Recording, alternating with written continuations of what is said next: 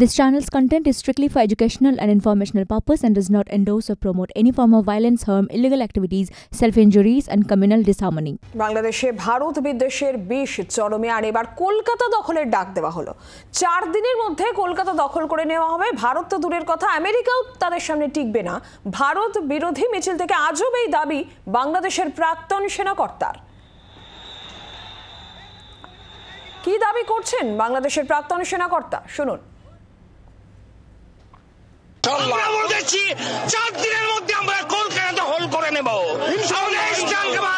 আমরা দখল করে নেব। সামরিক বাহিনী, ছাত্র জনতা আমরা একত্রে আছি। আমরা রাবার 5000 সদস্য, এই 5000 সদস্যের মধ্যে অর্ধেকই নবীন, 2500 আমরা যুদ্ধের মাঠে যেতে পারি। আর এর সাথে যদি 30 লাখ ছাত্র জনতা যোগ হয় তাহলে ভারত তো দূরের কথা, আমেরিকাও আমাদের সাথে টিকবে না ইনশাআল্লাহ।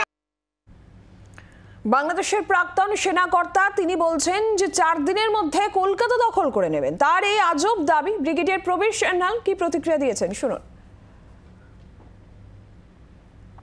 যে কেউ ড্রাগস খেয়ে, অ্যালকোহল খেয়ে এরকম স্টেটমেন্ট দিতে পারে, কিন্তু আমার একটা আশ্চর্য লাগছে একটা এত সিনিয়র অফিসার এত একটা ইমেচিওর কথা বলবে। তো বাংলাদেশের আর্মড ফোর্সেসের কত স্ট্রেংথ আছে, কত ক্ষমতা আছে একটু কম্পেয়ার করলেই বোঝা যায়।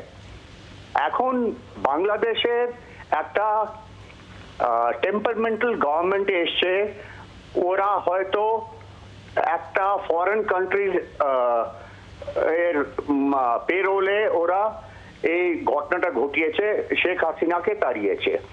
তো ওরা এখন যে স্টেটমেন্টটা দিচ্ছে খুব যে একটা ভালো স্টেটমেন্ট দিতে পারছে না, কেন কি বাংলাদেশের ইকোনমিক অবস্থা খুব খারাপ। বিশেষ করে আমরা যখন থেকে আমরা এক্সপোর্টস বন্ধ করে দিয়েছি, বাংলাদেশের অনেকজন লোক যারা গভর্নমেন্টে আছে, এই যে রুলিং গভর্নমেন্টে আছে, ওরা নানান ধরন স্টেটমেন্ট দিচ্ছে, আমরা শুনতে থাকবো।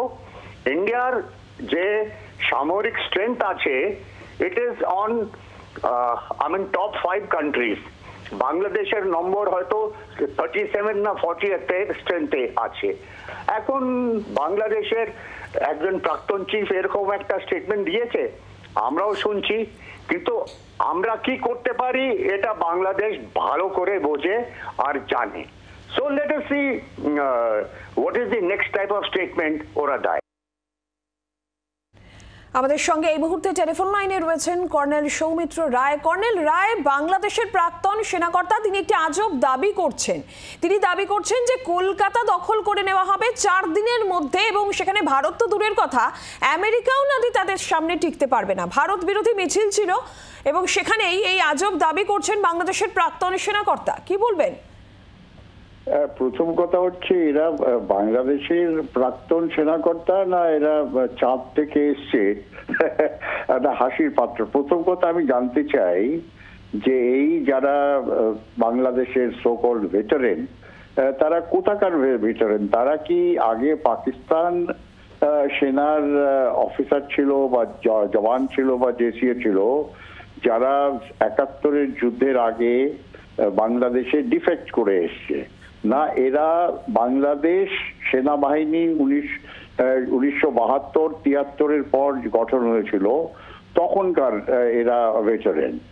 ওই প্রশ্নটা মনের মধ্যে আছে, কিন্তু তাদের পক্ক চুল দেখে মনে হচ্ছে যে এরা হয়তো পাকিস্তান সেনাবাহিনীর থেকে বাংলাদেশের ডিফেক্ট করে পরে মুক্তি বাহিনীর হয়ে ওখানে হয়তো কিছু অ্যাক্টিভিটিস করেছে। কিন্তু যেভাবে এরা মুভমেন্টটা করছে, এটা সব থেকে প্রথমত হাসির খোরাক এরা।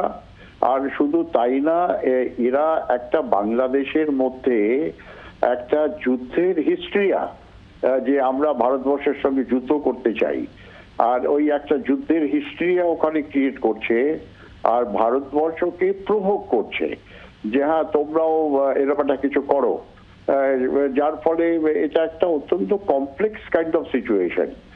কিন্তু রাইটলি আমাদের দেশ থেকে যারা অ্যাকচুয়াল ভেটারেন, আমরা যারা যুদ্ধে টেক পার্ট করেছি 71-65 যুদ্ধে, আর বাংলাদেশের মুক্তি বাহিনীকে সো কল মুক্তি বাহিনী যারা এখন মুক্তিযোদ্ধা বলে বলছে তারাই বাংলাদেশ গঠনে মেইন কারিগরি, তাদের ট্রেন করা, তাদের সেক্টর কমান্ডার করা, তাদের সাব সেক্টর কমান্ডার করা, তাদের যুদ্ধে হেল্প করা, এগুলো হয়তো এরা ভুলে গেছে। এরা অ্যাকচুয়ালি এটা একটা মিস ইনফরমেশন হতে পারে, তার কারণ আজকাল information warfare has become part of psychological warfare. তাই বাংলাদেশের মধ্যে যেটা হচ্ছে এটা অত্যন্ত একটা কমপ্লেক্স কাইন্ড অফ সিচুয়েশন, আর এরা প্রভোগ করছে ভারতবর্ষকে যে আমরা কিন্তু ওরা যা করছে আমরা তা রিয়াক্ট করছি, আমরা কিন্তু কোনো অ্যাকশন করছি না, অ্যাকশনটা কিন্তু ওদের দিক থেকে হচ্ছে। আর ওদের অ্যাকশনের ফলে আমাদের এখানে ডেমনস্ট্রেশন হচ্ছে। রাইটলি ভারতবর্ষের কোনো ভেটারেন এর মধ্যে নেই, আমাদের সেনাবাহিনী থেকেও কোনো রকম কেউ কমেন্ট করেনি। রাইটলি অলসো আমরা ওয়েট অ্যান্ড অবজার্ভ করছি।